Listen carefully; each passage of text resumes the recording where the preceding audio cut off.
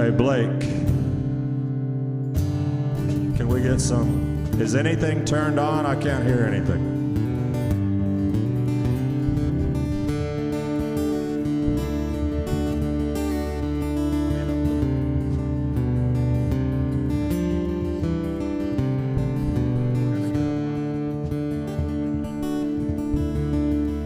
Shabbat Shalom, everyone. Welcome. Those from near and far, new faces, familiar faces. Good to have everyone, especially all of our first-time visitors. John, Nikki, Randy, Sherry, welcome. And all of the Wesley and Miranda connection, welcome to this big, exciting day as we're going to meet a new member, little 6-pound member of our community. So we're going to start off, guys, just with some, I don't know what it is. We're going to make it up on the fly. Is that all right with you guys?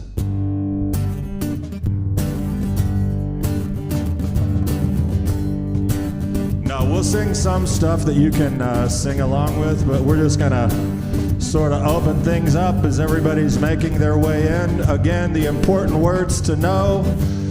Shabbat Shalom. May the peace of the Sabbath be with you as we come together to worship God. Everybody joining us online, welcome. Good to have you.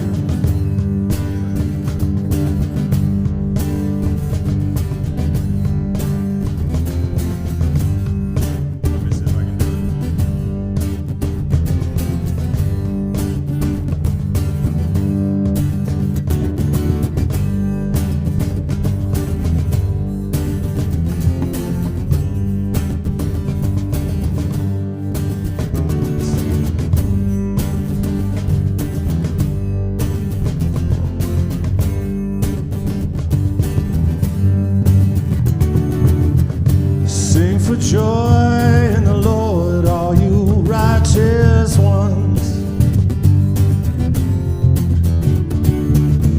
Sing for joy in the Lord, all you righteous ones.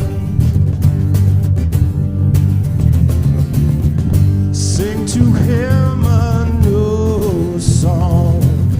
Let your heart rejoice in him.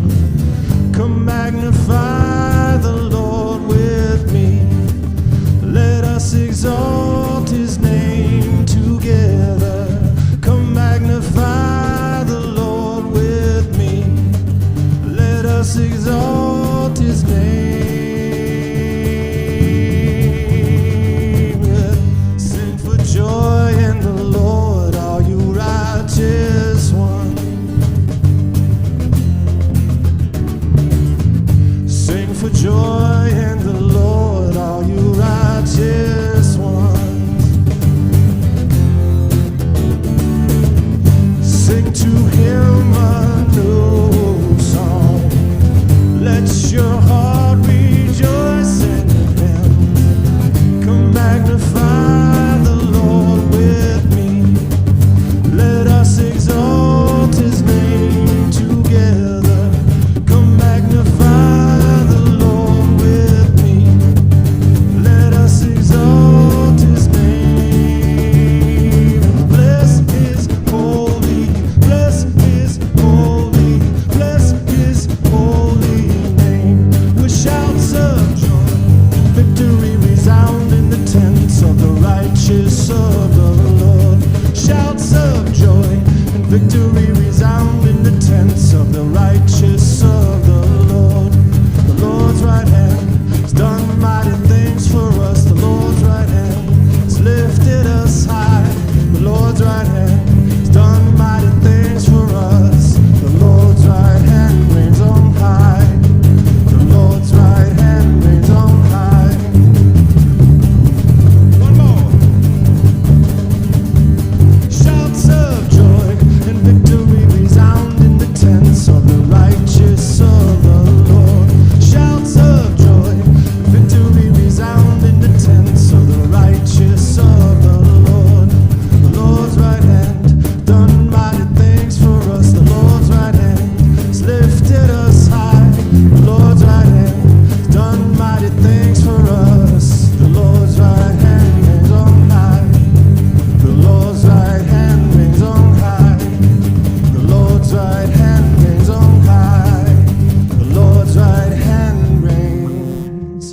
on high. Good morning. Are you awake? There's a song that we wrote a long time ago. It's called Adonai Victorious. It's from a Psalm, number 20. Somehow or another, this song connected with this family who was trying to have a baby, and God just didn't make it happen until he did. And that family is Wesley and Miranda Jones, and now their little one who's joining us today. So they asked us if we would play this song just as a sort of reminder of the goodness of God. So we'll sing together.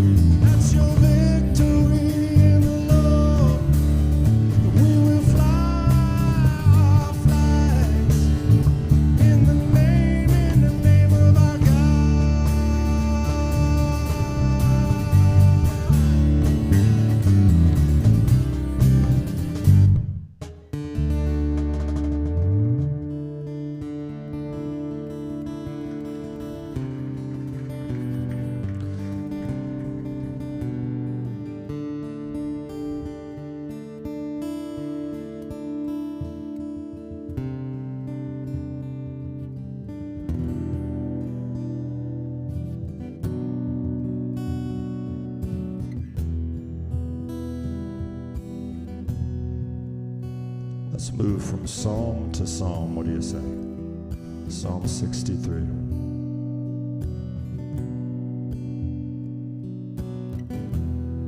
Oh God,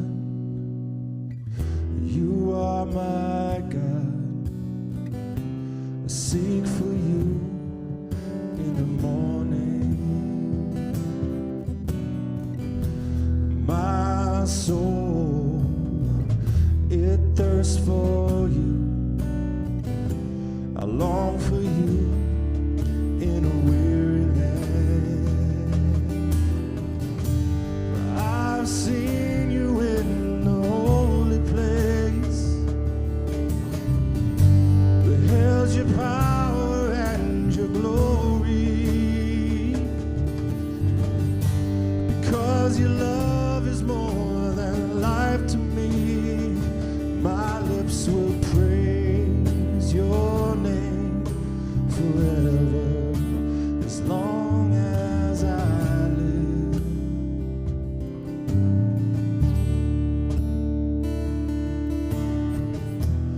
My soul is satisfied, and in your name I will lift my hands.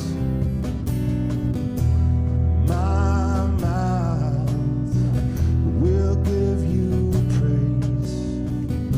I sing beneath the shadow of your wing. For I've seen you in the holy place, beheld your power and your glory,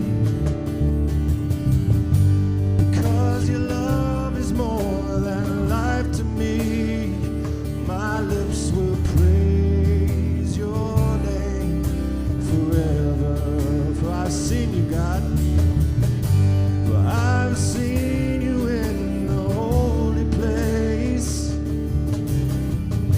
beheld your power and your glory, because your love is more than life to me. My lips will praise your name forever. My lips will praise your name forever.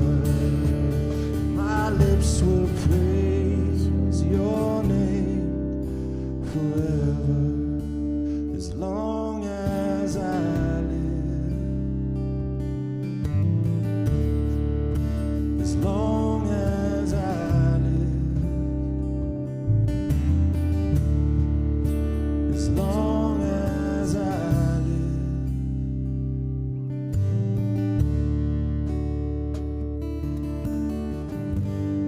I've seen you in the holy place, beheld your power and your glory,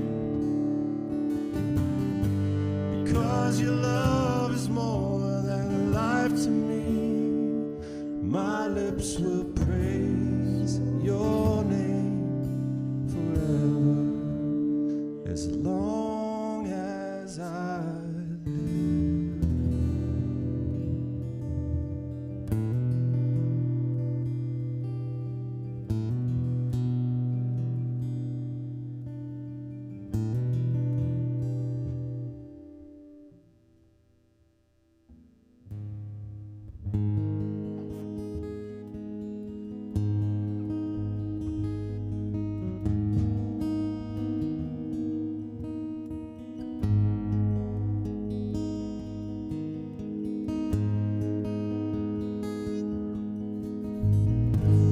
I will extol the Lord at all times.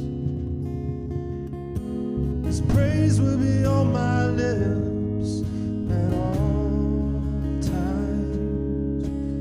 I will boast in the Lord at all times, glorify his holy name at all times.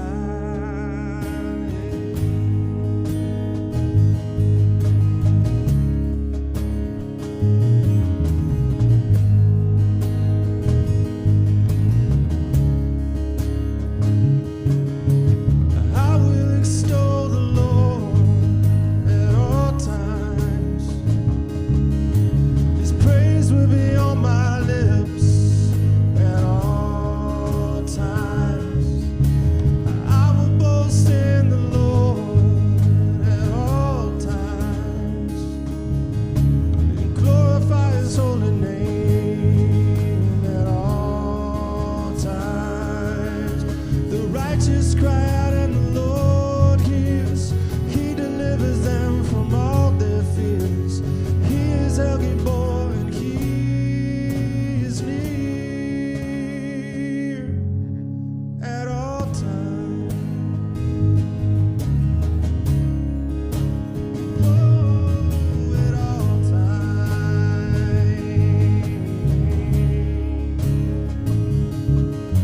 The righteous man will have trouble sometimes, but the Lord will deliver him every time. Let the brokenhearted hear and rejoice this time. The angel of the Lord surrounds you at all times. Let the righteous cry out and the Lord will hear. He delivers them from all their fears. He is El Gibor and he is near at all times. Oh, at all times. Yes, he is. Yes, he is. Glorify the Lord. Exalt his holy name. Taste and see that he is good. Glorify the Lord. Exalt his holy name. Taste and see that he is good. Glorify the Lord. Exalt his holy name. Taste to see that he is good. Glorify the Lord. Exalt his holy name. Taste to see that he is good. And fear Adonai.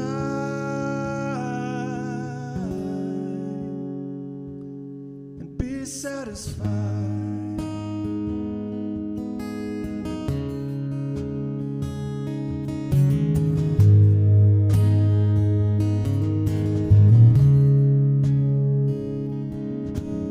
I will extol the Lord at all times. His praise will be on my lips at all times. I will boast in you, Lord, at all times. Glorify his holy name at all times.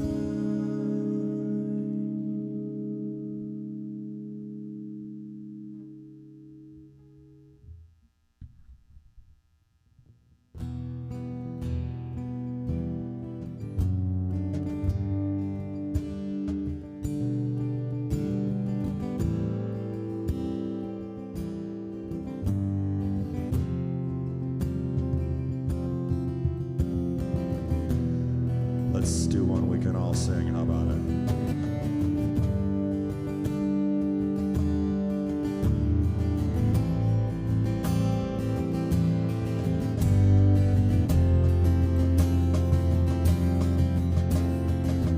From the highest of heights to the depths of the sea, creation revealing your majesty. From the colors of fall to the fragrance of spring, every creature unique in the song that it sings, all exclaiming, indescribable.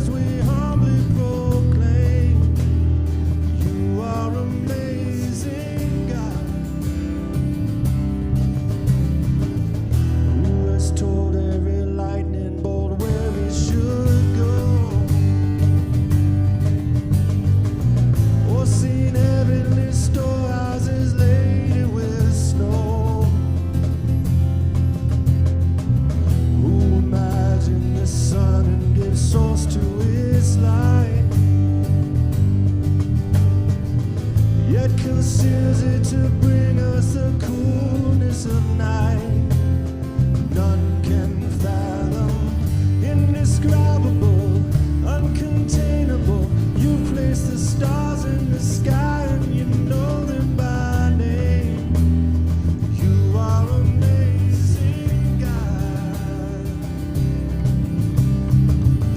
All powerful, untamable, awestruck we fall to our knees as we humbly proclaim.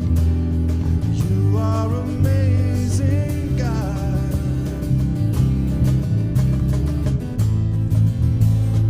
You are amazing, God.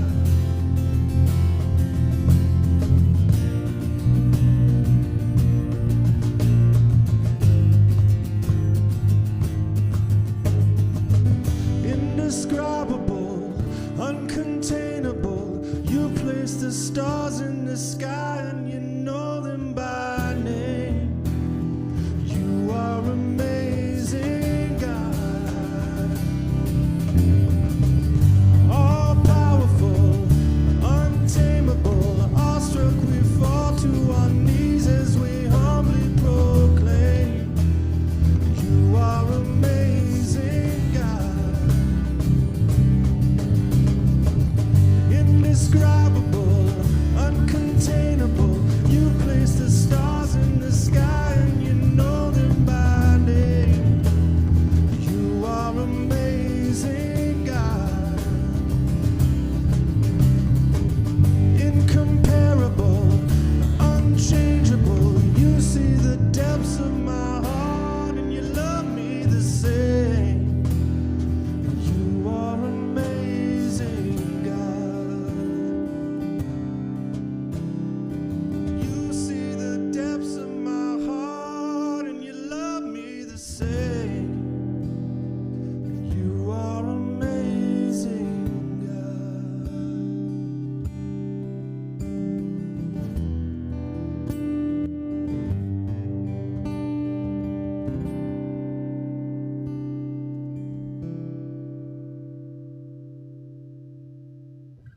And that's a true statement. Let's stand together.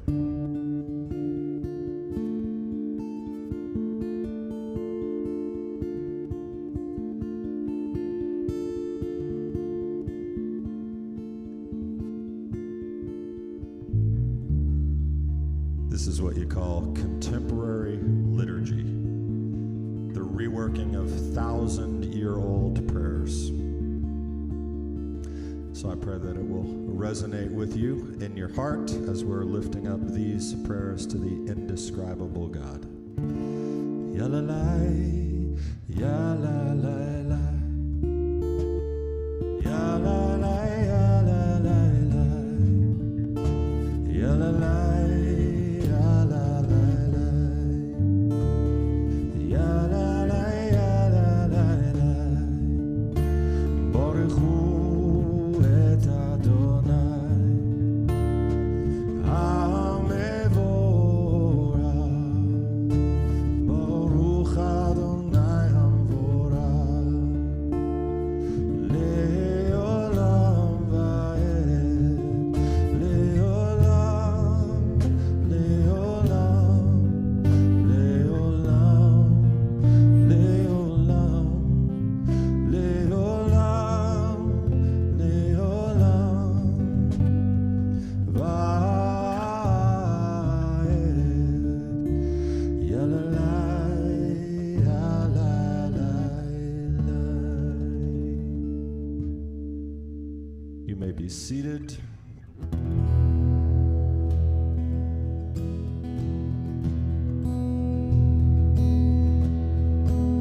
This is the watchword of Israel. And if the Allman Brothers had known the watchword of Israel, they would have sung it like this. Hear, O Israel, the Lord is our God, the Lord is one. Hear, O Israel, the Lord is our God, the Lord is one. Blessed is the name of his glorious King. Blessed is his name for all eternity. Blessed is the name of his glorious King for all eternity. For all eternity. Yeshua, he is my Messiah. He is Lord of all. Yeshua, he is my Messiah. He is Lord of all. He is Lord of all. He is Lord of all.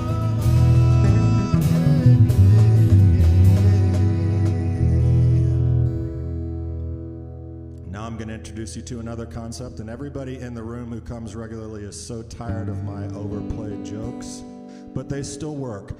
Jewish aerobics. Stand up, please.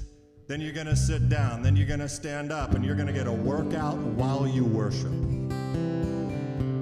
This is part of the central component of a regular Shabbat service is the amida, the standing prayer.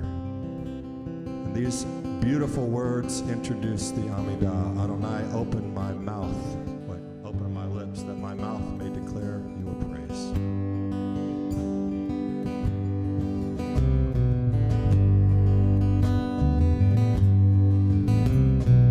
Adonai,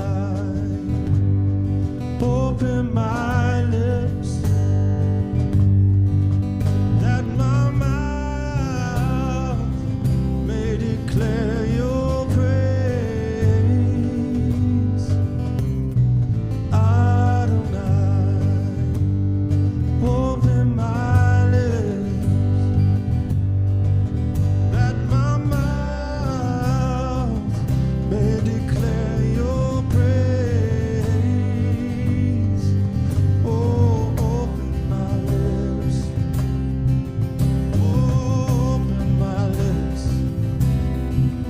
Open my lips. Open my lips, and my mouth may declare your praise. Declare your praise. Declare your praise. Declare your praise. Adonai, Sfatai Tiftach,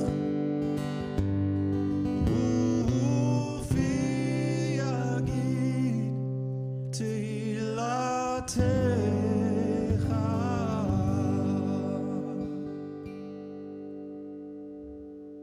And all these new wonderful visitors, I forgot to tell you, this is the time now when we speak in tongues.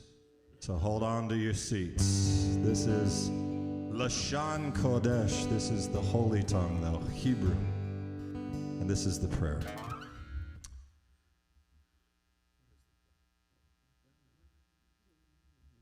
Baruch atah Adonai Eloheinu v'Elohei Avoteinu, Elohei Avraham, Elohei Yitzchak, Elohei Yaakov, Ha'el Hagadol Hagibor v'Hanora, El Elyon Gomel Chasadim Tovim, V'konei Hakol, V'zocher Chasdei Avod, Umevi Goel Livnei V'neihem Leman Shemo Be'achava, Melech Ozer Moshiach U'Magen, Baruch Atah Adonai Magen Avraham. To the God who is faithful to raise the dead, Baruch Atah Adonai Mechayei HaMetim. To the holy God, Kadosh, Kadosh, Kadosh, Adonai Tzevaot, Baruch Atah Adonai Ha'el HaKadosh. To the God who gives us this day of rest and refreshing, Baruch Atah Adonai Mekadesh HaShabbat. To the God who is restoring his presence to Zion, Baruch atah Adonai amachazir shechinato letzion. To the God worthy of all thanksgiving. Baruch atah Adonai hatov shimcha luchanei lehodot. To the God who grants us peace. Baruch atah Adonai havarech et amo Yisrael b'shalom. Amen. You know that thing where the disciples asked Yeshua to teach them how to pray and increase their faith and all the things? Well, this is what he taught them when they asked him, how should we pray? This is the disciples' prayer in Hebrew. Avinu shebashamayim yitkadesh mecha tavo malchutecha ye'aseh ritzonecha kasher bashamayim gam ba'aretz et lachmenu lemachar ten lanu hayom umechalanu al chovoteinu כאשר מחלנו גם אנחנו לחייבנו אל תביאנו לידי ניסיון כי אם תצילנו מן הרע כי לך הממלכה והגבורה והתפארת לעולמי עולמים אמן.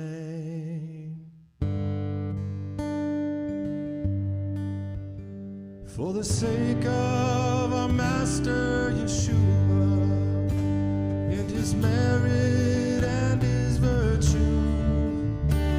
may the sayings of my mouth and the meditations of my heart be favorable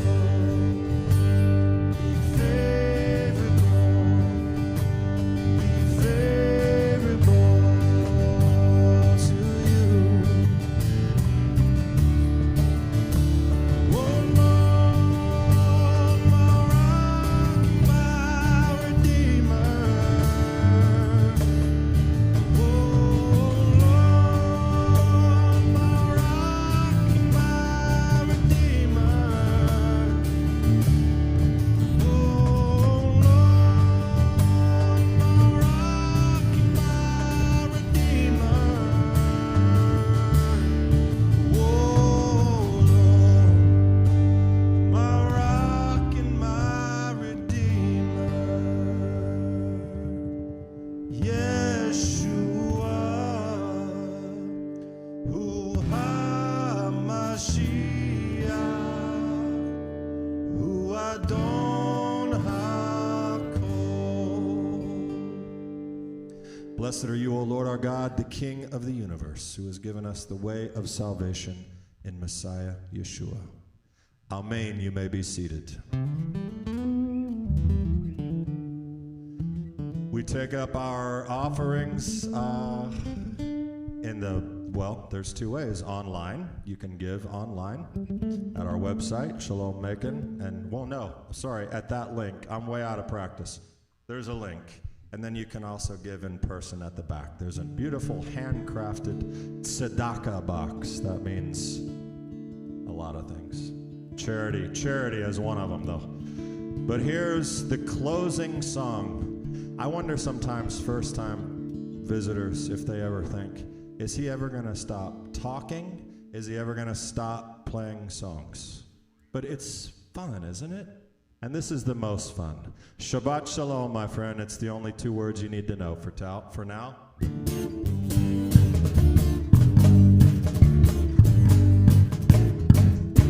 Shabbat Shalom, Shabbat Shalom, Shabbat, Shabbat, Shabbat, Shabbat Shalom, Shabbat Shalom, Shabbat Shalom, Shabbat, Shabbat, Shabbat, Shabbat Shalom, Shabbat, Shabbat, Shabbat, Shabbat, Shalom, Shabbat, Shabbat, Shabbat, Shabbat, Shalom, Shabbat, Shabbat, Shabbat, Shabbat, Shalom, Shabbat, Shabbat, Shabbat, Shalom.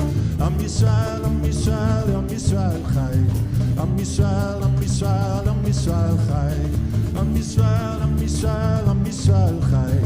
Am Yisrael, Am Yisrael, Am Yisrael Chai. Od Avinu Chai, Od Avinu Chai. Od Avinu, Od Avinu, Od Avinu Chai. Od Avinu Chai, Od Avinu Chai. Od Avinu, Od Avinu, Od Avinu Chai. Shabbat Shalom, Shabbat Shalom, Shabbat, Shabbat, Shabbat, Shabbat, Shalom.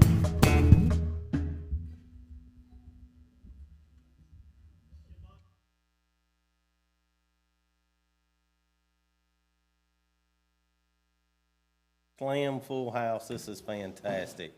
Welcome. We are so glad that y'all are here today. We thank you for being here in person and online. We just are so grateful that y'all have taken the time to join us in fellowship and worship today. Just a couple quick announcements. Please, we are so grateful that we have this beautiful green space coming along, and the works of it is coming along well. And we have a beautiful playground out there. So when you utilize these items, we just ask, especially on the picnic tables, when you leave, if you expand the umbrellas, if you could close them, so that way when we have a storm coming during the week and we don't know it, that the umbrellas don't fly away. Like one of them did, so please. So please, if you use the picnic tables, please close the umbrellas up so we don't have any damage occur. Thankfully, it went in the woods instead of coming near the building. So, also, flag football, save the date, April 3rd. Boaz Huckey will be getting that all organized for us. Yeah, y'all laugh because you'll never see that again in your life. Darren running, yes, yes, yes, and a Patterson child chastening, and she won.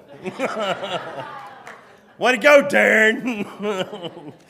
Oh, and then this afternoon, after services, we had the young adult and families meeting today. They will be sharing lunch, and it'd be 12:30-ish starting time.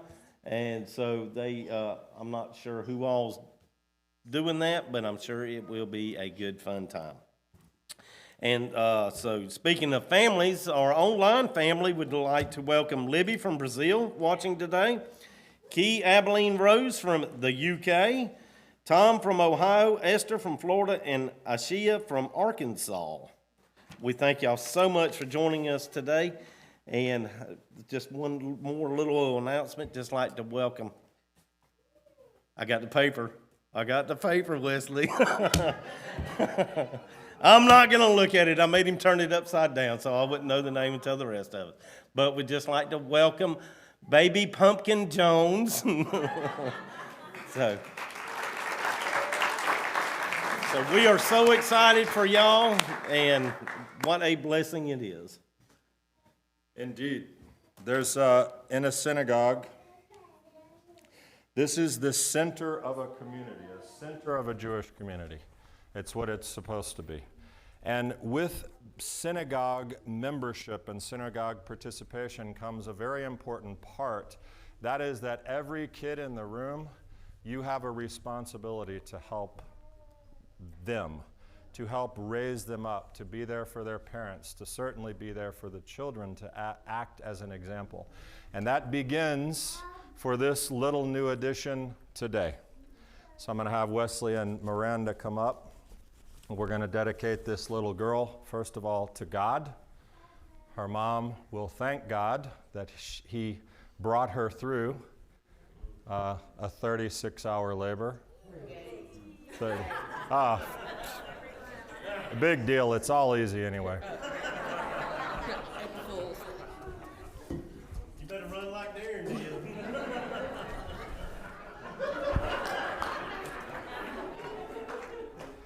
Wesley, you should hold the baby for a second, as long as you're not going to make her cry.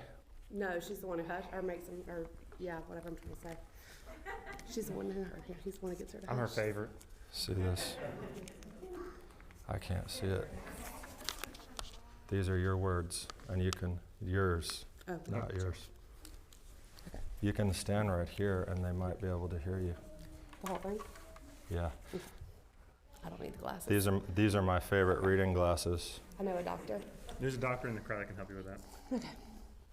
As for me, by your great love, I will come into your house. I will bow down toward your holy temple in awe of you. I love the Lord, for he hears my voice, my pleas. He turns his ear to me whenever I call. The bonds of death encompassed me. The anguish of the grave came upon me. I was overcome by trouble and sorrow. Then I called on the name of the Lord. Lord, I pray, save my life. Gracious is the Lord and righteous. Our God is full of compassion. The Lord protects the simple-hearted. When I was brought low, he saved me. My soul be at peace once more. For the Lord has been good to you. For you have rescued me from death, my eyes from weeping, my feet from stumbling. I shall walk in the presence of the Lord in the land of the living. I had faith even when I said, I am greatly afflicted. Even when I said rashly, all men are liars. Continue. How can I repay the Lord for all his goodness to me? To you I shall bring a thanksgiving offering and call on the Lord by name. I will fulfill my vows to the Lord in the presence of all his people, in the courts of his house of the Lord, in your midst, Jerusalem. Hallelujah.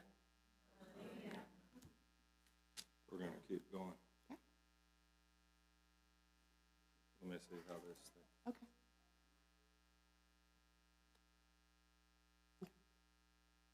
Blessed are you, Lord our God, King of the universe, who bestows good things on the unworthy, who has bestowed on me much good. O great, mighty, and revered God, by your great love, we now come into your house to offer you a thanksgiving offering for all the good you have bestowed. Oh, I'm sorry, that's still yours. No travail beset me. I don't want any travail. All right, where am I at? Start right there, where I was reading your part. O great, mighty, and revered God, by your great love, I now come into your house to offer you a thanksgiving offering for all the good you have bestowed on me. Travail beset me, but pain seized me. In my distress, I cried to you, and from your habitation you heard my voice and helped me. You healed all my sickness and crowned me with kindness and compassion. Until now, your mercy has helped me. I pray to you, God, never forsake me. Bestow your blessing upon your handmaid. Strengthen and support me together with my husband, and we may raise the girl that has been born to us to revere you and serve you in truth and to walk in the path of righteousness. Protect our tender child in all her ways. Favor her with knowledge, understanding, and discernment, and let her portion be in your Torah, so that she may sanctify your great name and be a comfort to us as we grow old. As for me, my prayer, come to you, Lord, at a time of favor. O God, in your great love, answer me with your faithful salvation.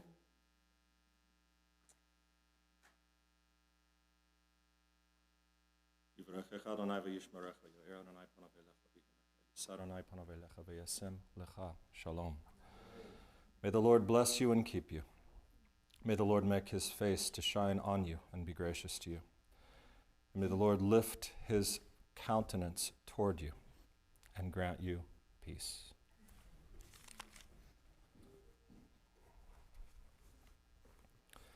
You get to do. The parents bless the child. You're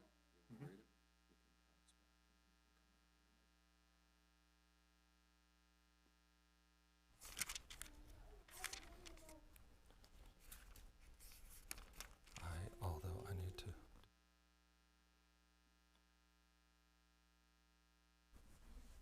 Miranda.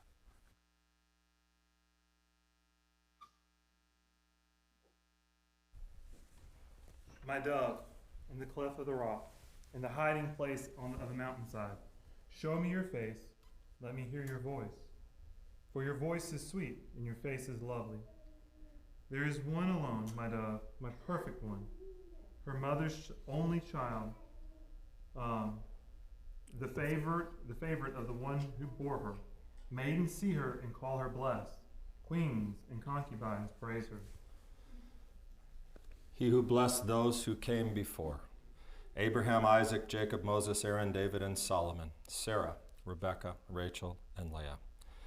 May he bless Miranda bat Cynthia, Miranda, daughter of Cynthia, who has given birth, and her newborn daughter, born in favor, whose name in Israel and in Macon, Georgia, shall be called Hosanna Magnolia.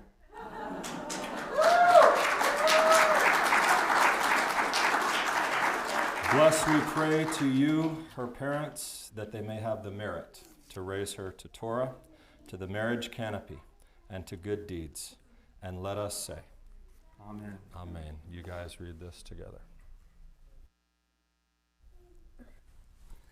May God make you like Sarah, Rebekah, Rachel, and Leah. And may the Lord bless you and protect you. May the Lord make his face shine upon you and be gracious to you. May the Lord turn his face toward you and grant you peace. May be the will of my Father in heaven, that he set in your heart the love and awe of him in all your days, so that you do not come to sin. And may your desire for Torah and the commandments, and may your eyes look straight before you. May your mouth speak wisdom. May your heart meditate in awe. May your hands be occupied with the commandments, and may your feet run to do the will of your Father in heaven.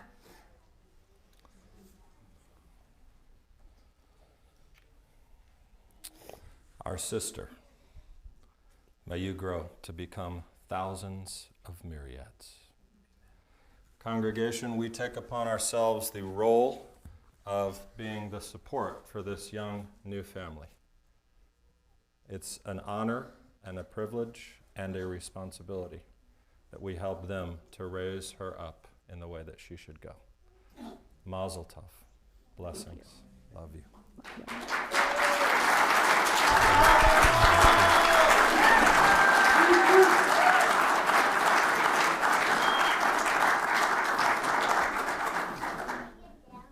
Now all the rest of you little ones, y'all youngins, come on up here.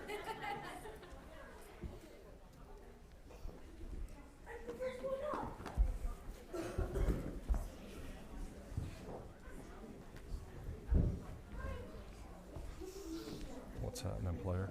Huh? What's happening? Nothing.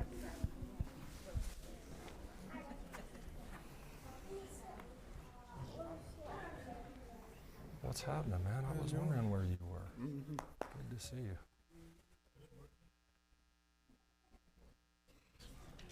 you. Yisimcha Elohim ke'Ephraim v'chi Menashe. May God make you like Ephraim and Menashe.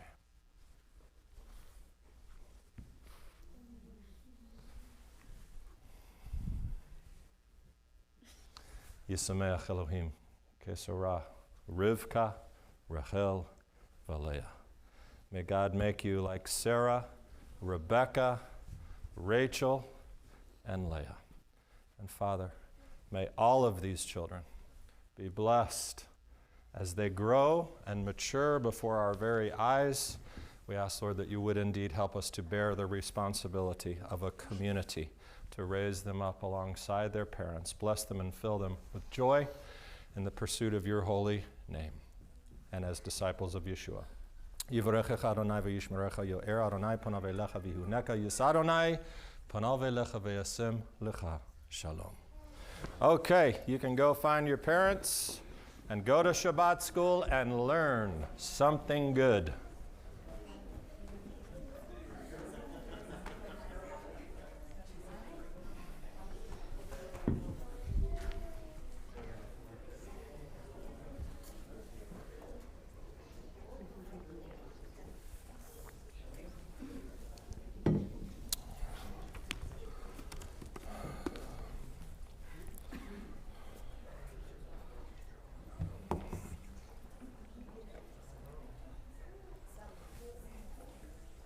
We're going to learn some history today.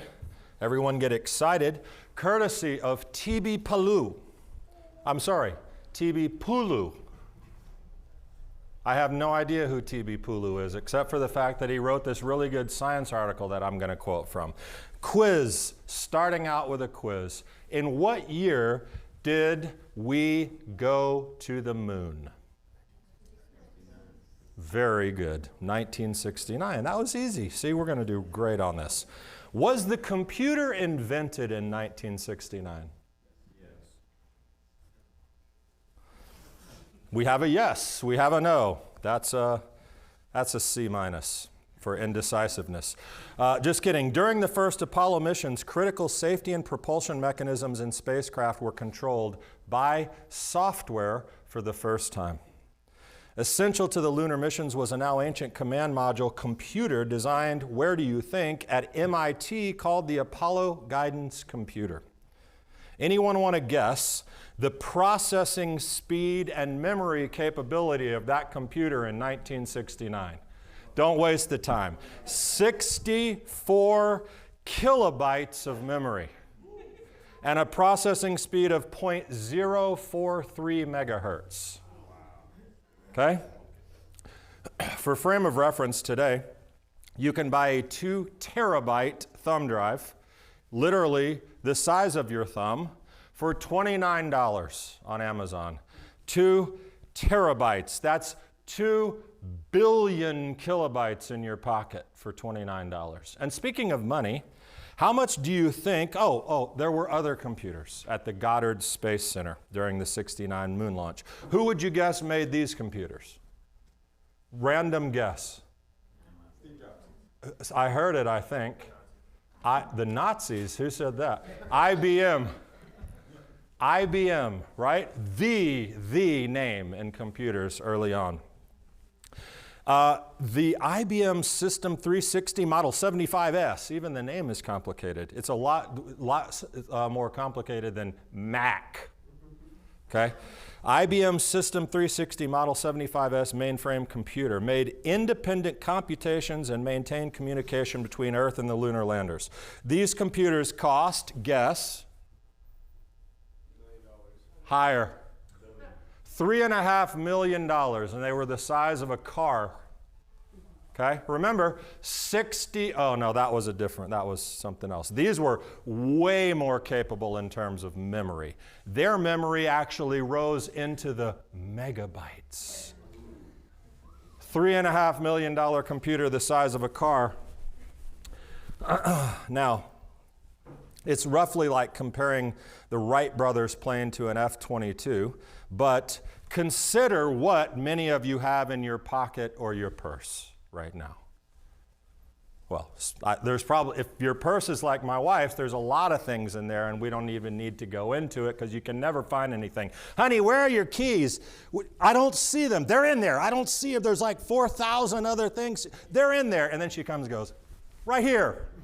Don't get in my purse. Okay, sorry, that's another inside look at our home and relationship.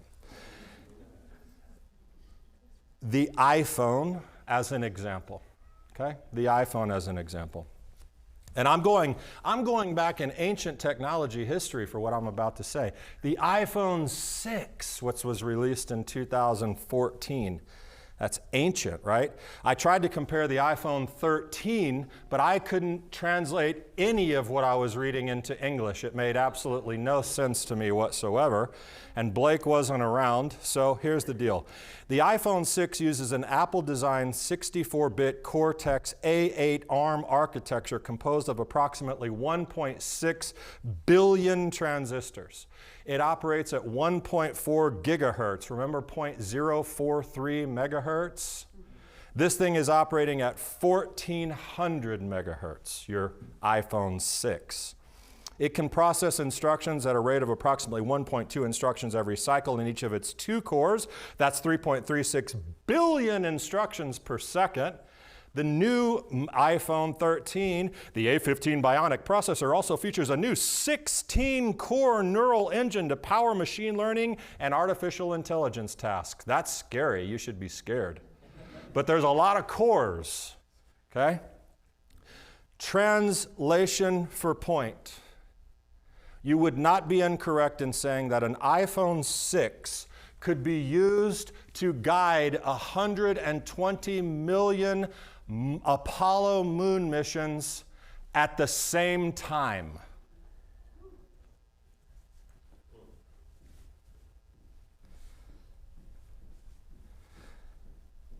Just imagine what the iPhone 13 can do. And the point is, you hold that power in your hand every day. And the second question, or a question, is, what are you doing with it?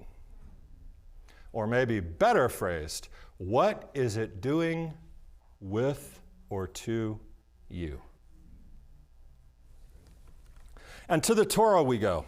Parsha, Jethro. You know the story, right? Jethro, here's how Jethro would answer my question. What are you doing with it? Here's what Jethro would say. It's what he told Moses. What you're doing is not good. And you remember the story, right? Moses is sitting. Let me just read it. He came the next day that Moses sat to judge the people, and the people stood before Moses from morning until evening. Now, when Moses' father-in-law saw that he was doing for the people, he said, "What is this thing you're doing for the people? Why do you alone sit as judge, and the people stand before you from morning until evening?" Moses said to his father-in-law, "Because the people come to me to inquire of God. When they have a dispute, it comes to me, and I judge between someone and his neighbor and make known the statutes of God and his laws."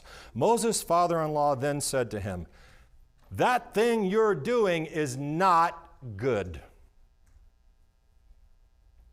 You will surely wear out both yourself and these people who are with you, because the task is too heavy for you. You cannot do it alone."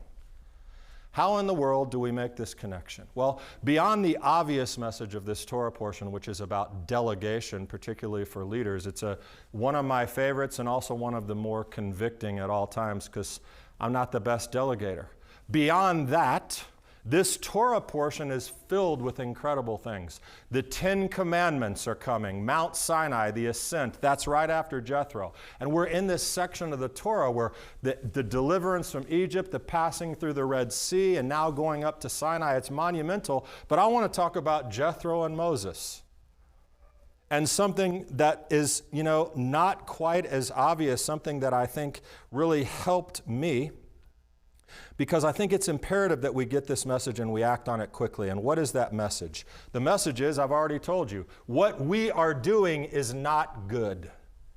And it's in 3 parts. Lesson 1, just because you can doesn't mean you should. Number 2, multitasking is a myth. Number 3, lesson 3, awaken the dawn. That's what we're going to talk about. Moses was capable of doing what he was doing. That's apparent. He was managing an astronomical amount of processing, maybe not 3.32 billion instructions per second, but he was doing a lot. And he was doing it. Okay? This was in addition to any and all other things that Moses was doing as the leader of the nation. And so he thought he was handling it until Jethro came along and said, "Dude, no, this isn't good." And so here's the connection. Only that this story of an over-connection, that is affecting all of us. Jethro said, "You can't keep this up for long, Moses. Something will suffer. Probably many things in your life will suffer." Moses had what I will term an over-connection, and we all have an over-connection. And it's affecting our lives because of that miracle machine that you have in your pocket.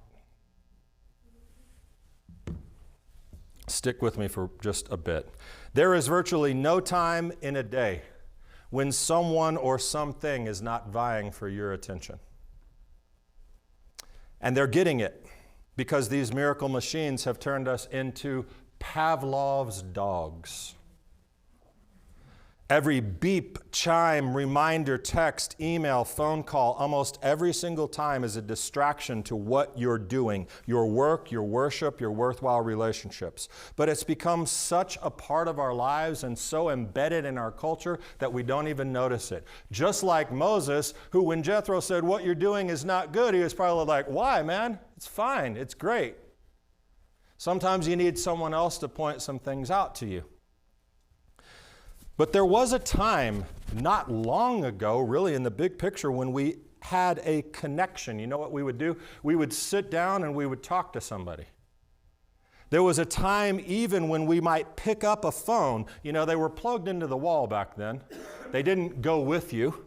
And you'd pick up the phone and you'd dial somebody's number and you'd talk to them. And maybe you might set up a time to get together. We used to have something called voicemail. It's like the Tyrannosaurus Rex, voicemail. You could leave a message if you didn't get somebody. And even before that, there was something called an answering machine. And the answering machine allowed you to speak on this land plug-in phone, and maybe they'd call you back when they got it. And before that, you know what you did? You had a little thing. It was called paper and a pen. And if they missed you, you'd write it down and say, hey, could you call? And so you see, you interacted. And at some times, this amazing, unbelievable thing happened. You would call somebody, and you would not be able to reach them. Does anyone remember that used to happen? Now, if someone calls you, you don't answer. It's like, send them a text. Call me. Or they just unload everything they were going to say in the phone call into the text. There's no escaping anyone, ever. Not me, brother. Mine's on silent. Okay. The 500 buzzes that happen in your pocket every day or on your desk, that's not distracting at all. I know. Well, I need to stay connected. Moses probably felt the same way. And there's nothing wrong with that. You know, there's nothing wrong with that. I really love going to restaurants and watching people spending time together. And by that I mean, you know, sitting at the table, gazing into one another's eyes, having deep conversations. Yeah, right. I have seen so many couples not say one word to each other because they're on their phones the entire time. Worse, take it down a couple of generations. You get an entire table of young people sitting somewhere, and they are what I term, I like this, I came up with it, neck 90. Neck 90, you know?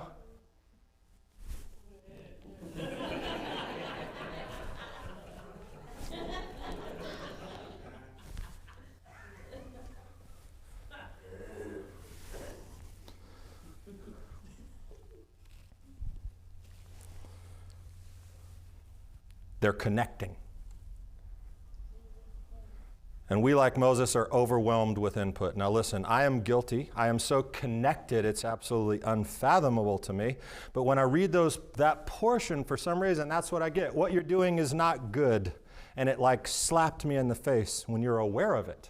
When you pay attention to what I'm talking about, when you see it, when you are in touch with it. And I know this isn't a universal message. Listen, there's someone in here, I'm certain, who still has a flip phone, and maybe you're the smarter person, or no phone. So I know this isn't a universal kind of message, but I guarantee you it's the majority. And we need to reevaluate what connected means, not just to people, to God, and I'm going to come back to that. You know, but we need to be connected, we need to be available, and technology helps that. We are connected right now online. Brazil, England, South Africa, all over the place. Technology can be great. We're worshiping and learning God together, about God. And I mean, I love FaceTime, I love Zoom. Who remembers the Jetsons? That was absolutely unbelievable when I was 8 years old, that George and Wilma, or whatever her name was, could talk to each other on the TV. I was like, wow, that could happen one day. What if? And it does, and it's great, and it's incredible. Her name's not Wilma, that's Fred's wife. June. Jane. Oh, sorry, Mom. Sorry.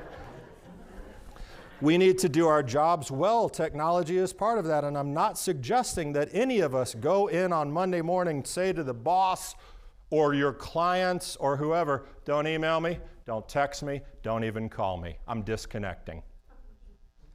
Probably won't go well for you. I guess you could, but I didn't tell you to do that. But like Jethro told Moses, what we're doing is not good. Just because we can be available at all times for everyone, always, doesn't mean we should. Did you hear that? Just because we can doesn't mean we should. And even more practically, this always on, always connected mentality leads to something that is supposedly a good thing: multitasking. Multitasking. Remember, the iPhone could guide 120 million Apollo spacecraft to the moon, and Moses apparently could handle all the people all along with all the other things. That's fine for the phone, but it's not fine for us, and that's what Jethro said. You can't do it, man. It's too heavy. Lesson 2, multitasking is a myth. The ability to handle multitasks at once and accomplish anything well is a myth. And it is, I promise you, stressing you out. It is stressing you out, and you don't maybe know it. Anyone ever heard of attention residue? Sounds gross, doesn't it? Residue is just not a nice word, but attention residue. You know what that is? Attention residue, from a 2009 study, when you switch from task A to task B, your attention doesn't immediately follow from task A to task B. A residue of your attention stays stuck thinking about the original task. Research indicates that there is a 20-minute transition time between tasks for you to perform them most effectively. 20 minutes between taking one thing and starting another. Can you believe that? Well, not me, Rabbi. I'm an excellent multitasker. I can check email, write a proposal, respond to an email, send a few texts about dinner, laugh at the meme that pops up on my Instagram, and handle a phone call all within a minute. You can? Lesson 1, just because you can doesn't mean you should. And you wouldn't know the difference because undistracted work is virtually impossible to imagine in these days. I want to read you a couple of things from a book I'm reading that's called Deep Work by Cal Newport, who's a really smart guy from Georgetown. It's a little bit of reading, maybe too long, because this message is long. I might have to break it up. It might seem harmless to take a quick glance at your inbox every 10 minutes or so, but attention residue teaches that this is not, in fact, any good. The quick check introduces a new target for your attention. Even worse, by seeing messages that you cannot deal with at the moment, which is almost always the case, you'll be forced to turn back to the primary task with a secondary task left unfinished, and you are distracted now. And that unresolved switching dampens your performance. When you step back from these individual observations, we see this. To produce at your peak level, you need to work for extended periods with full concentration on a single task, free from distraction. How easy is that to do in a day? It's not very easy. That optimizes your performance. If you're not comfortable, it'll be difficult to get your performance to peak levels of quality and quantity to thrive. Okay? That's one thing I'm going to read you from there because it's really important. Multitasking is a myth and it's stressing you out. When you don't complete your work, when you're distracted and unable to focus, your work suffers. With every Instagram, email, pop-up, worse yet, the I'm bored, I'm going to go shop on Amazon or scroll through Facebook, worse. Every single one of those, you're diminishing your productivity for the things that you need to get done. And what happens when you don't do the things that need to get done? You get stressed out.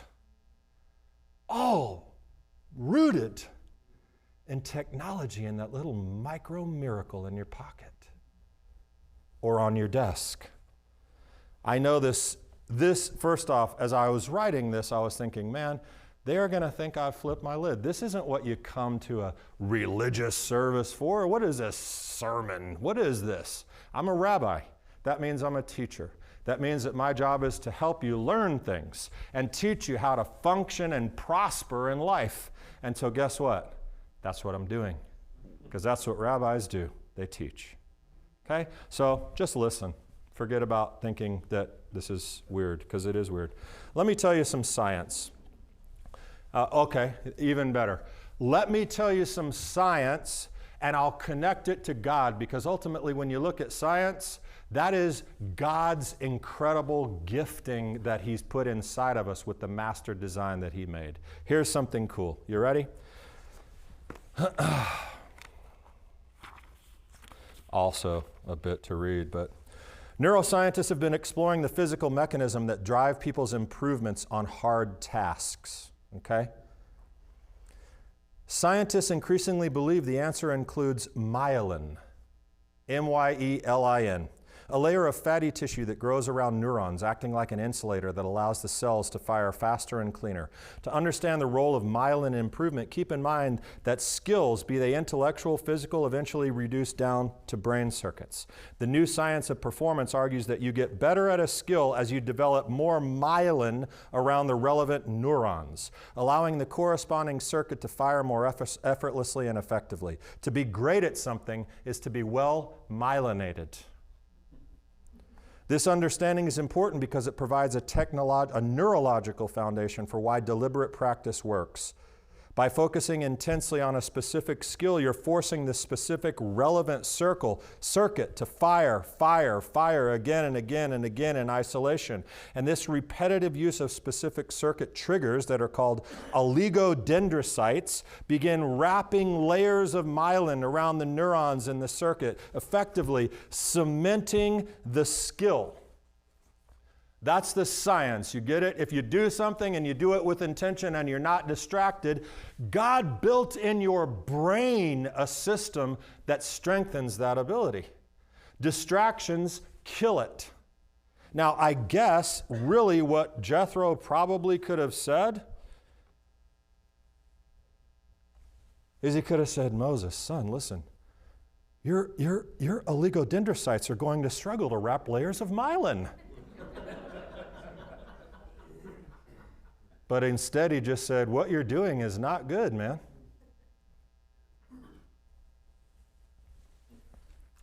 It's too heavy. That miracle multitasking machine in your pocket or on your desk, it's a blessing if you choose to use it right. But if it's using you, it's not good. There's a way forward, and I could write a book about this. Maybe I will. I would love to write a book about this because it's so incredible. I want to leave you with one application. There are hundreds of applications, but since we're talking about focus and distraction, I should just do one.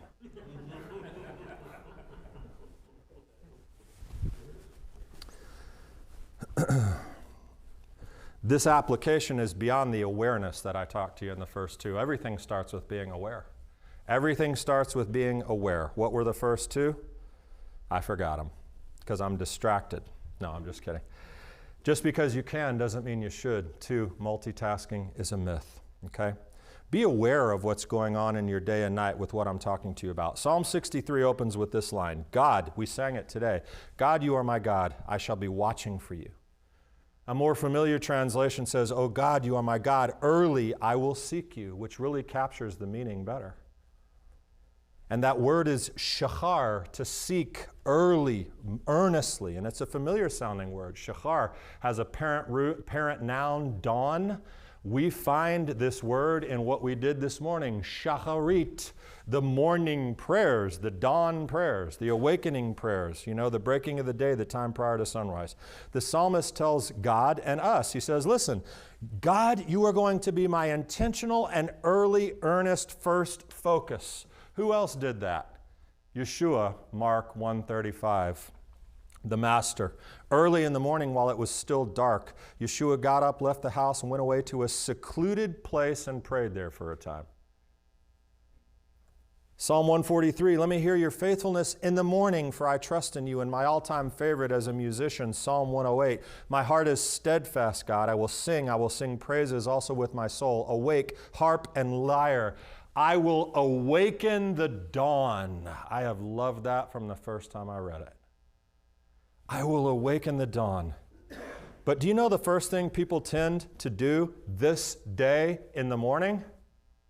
And at night, for that matter, the last thing they do at night? I'm going to let you guess based on the content of the message. As a recent study just showed, 10% of people check their phones in the middle of the night, laying next to them. I said multitasking is a myth. Multitasking is a really bad thing to do when you're sleeping.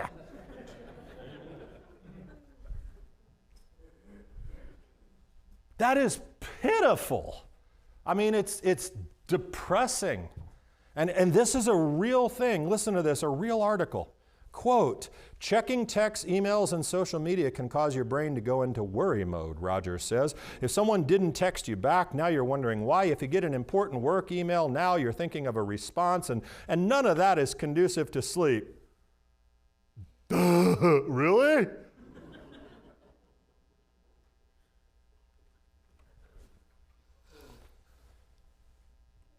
Multitasking is a myth when you're asleep, for sure. There's a solution. Talked about sunrise, shahar, dawn. You ever heard of a digital sunset?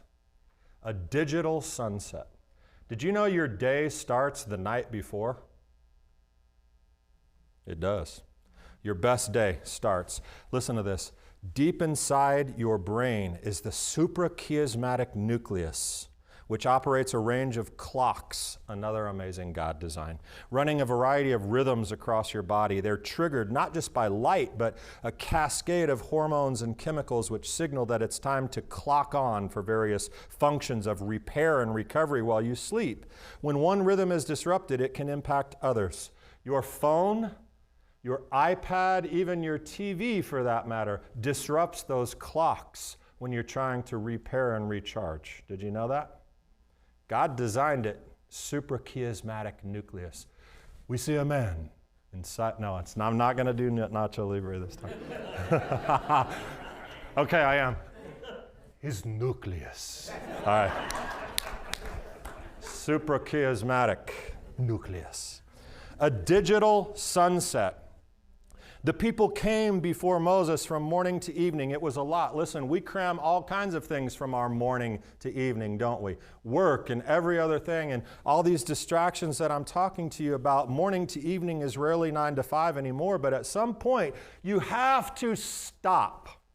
You have to disconnect. You have to unplug. You have to unwind and reconnect to what is really important. Now, I'm a big fan of technology. I really am, despite the words I'm saying. Until it takes me away from family, friends, and God. Put the magic, miraculous machine away. Designate the time when your sun sets and that you're always available. You're always connected. You're always here, this, there, la, and stop at a particular time. 30 minutes before bed, if that's all you can muster. But I read on my iPad. Okay, I have an idea for you. Read on his pad. Okay? Just put a Bible by where you put your phone. And at night, as you're trying to digital sunset your life away, pick up the Bible, read Psalms, read Proverbs, read Chronicles if you really want to go to sleep. And you don't have to get into some type of intensive study. It's not that. It's just to disconnect with good things in your mind. And here's the deal. Instead of, I don't have my phone, instead of the last thing being this and putting it down, I want you to do something different. I want you to do what I said, disconnect, read, and then I want you to close your eyes. And I want you to meditate on your day.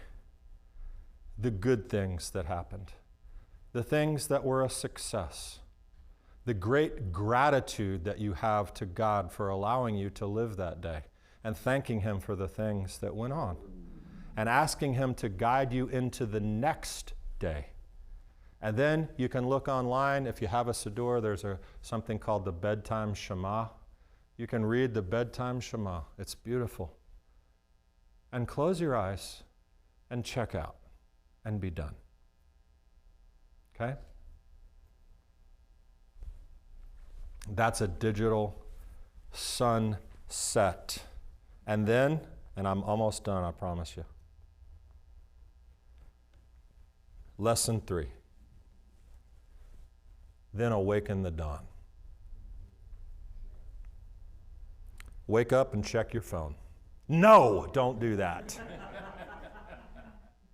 Awaken the dawn. And that might not literally be waking up before the sun, because I can tell you right now, this woman right here is saying, I don't care if he is the rabbi. I'm not awakening the dawn. But she is up early, but I can't imagine Kelly, my sweet, precious Kelly, rolling out at 5:15. Yay, let's do it! You don't even talk to her till there's coffee. That's the way it works in our house.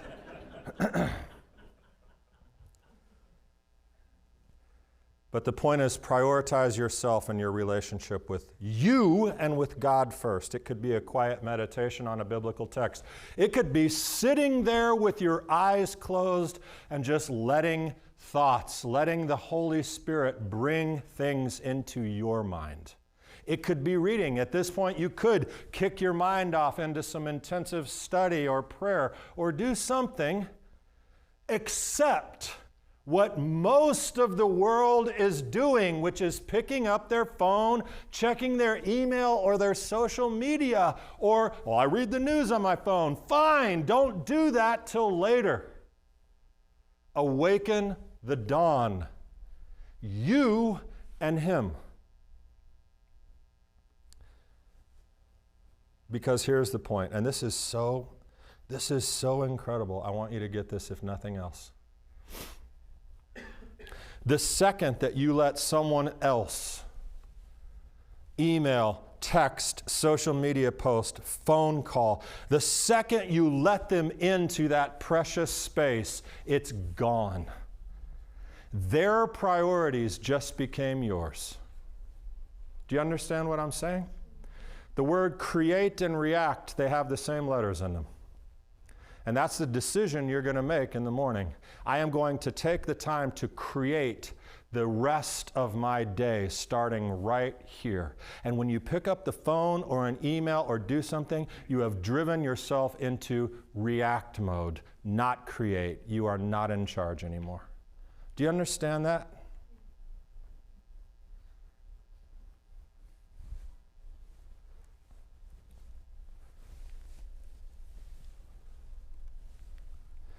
Every text, buzz, beep, chime tells you, Pavlov dog, time to reconnect. Time to reconnect. Time to get into the matrix and start prioritizing other people's stuff. You have a limited window in our busy world where you get to do the deep work with God.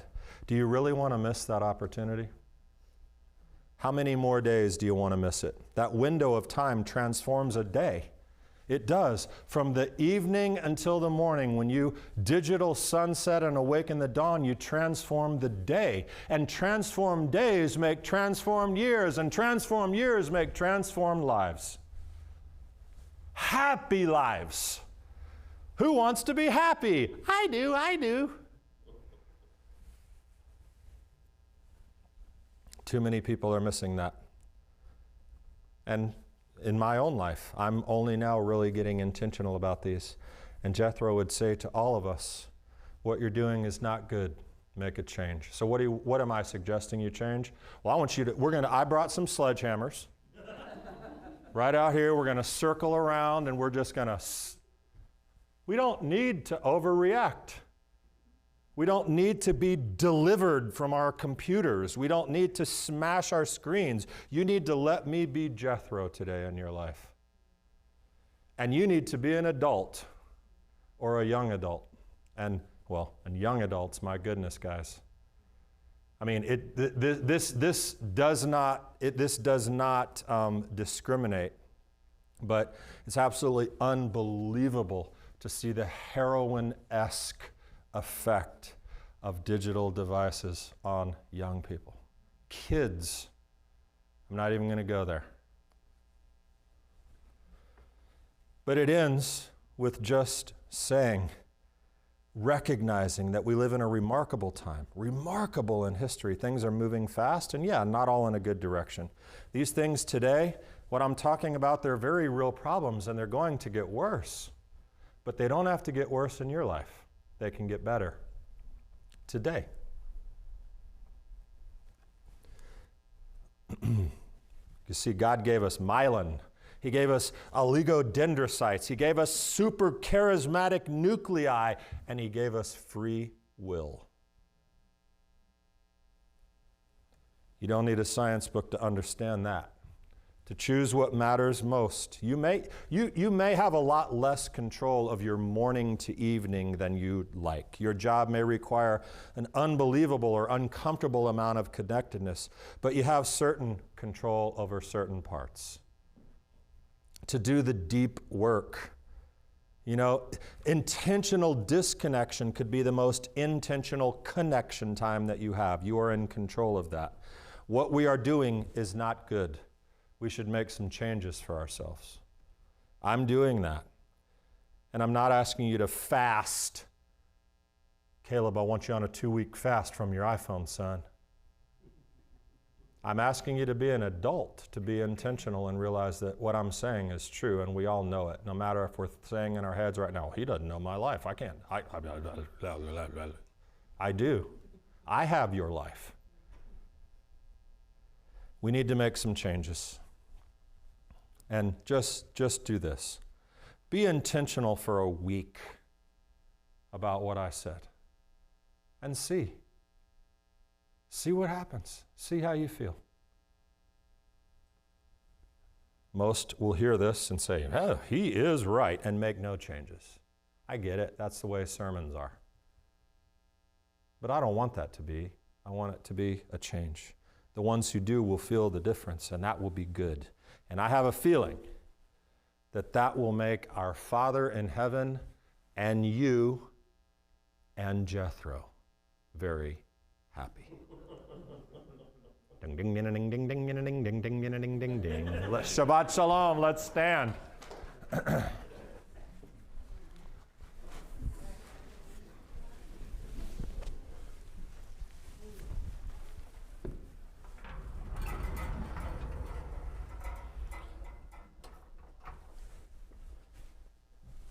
But Rabbi, my iPhone has a night glare thing, changes the blue light to the other kind of light.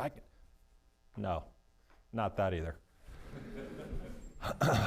Aleinu l'shabeach la'adon ha'kol, la'tet gedula le'otzer bereshit, shelo asanu ki goyei haratzot, v'lo samanu k'mishpachot ha'adama, shelo sam chelkenu kahem, v'gor aleinu ki chol hamonam, ואנחנו קוראים ומשתחווים ומודים לפני מלך מלכי המלכים הקדוש ברוך הוא שהוא נוטה שמיים ויוסר הארץ ומושבי קרוב השמיים ממעל ושכינתו זו בגובה מרומים הוא אלוהינו אין עוד Emed Malkeinu Efesulato Kakatu Betorato Biadat Achayom Behashevota Elevavecha Ki Adonai Hu HaElohim Bashamayim Mimal Vial Haaretz Mihitachat Enod Eino V'nehemar V'haya Adonai L'melech al kol haaretz Bayom hahu Yihei Adonai echad Ushemo echad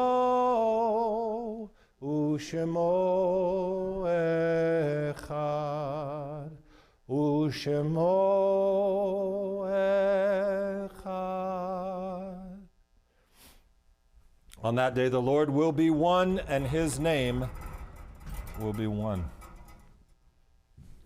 And we'll be connected. May the Lord bless you and keep you. May the Lord make his face to shine upon you and be gracious unto you. May the Lord lift his countenance upon you and give you his peace. B'Shem Yeshua. Yivrechecha Adonai v'yishmerecha. Yo'er Adonai ponav elecha v'yihuneka.